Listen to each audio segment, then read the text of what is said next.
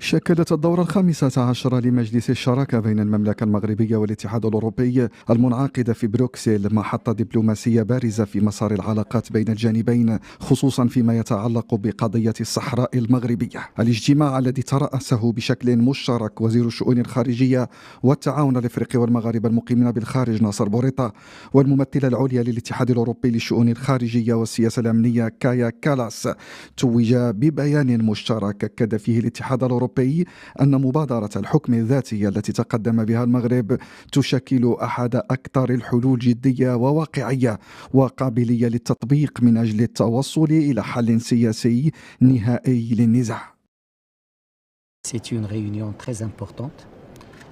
هو اجتماع مهم للغاية، فهو ينعقد ونحن بصدد الاحتفال الشهر المقبل بمرور 30 عاما على توقيع اتفاقية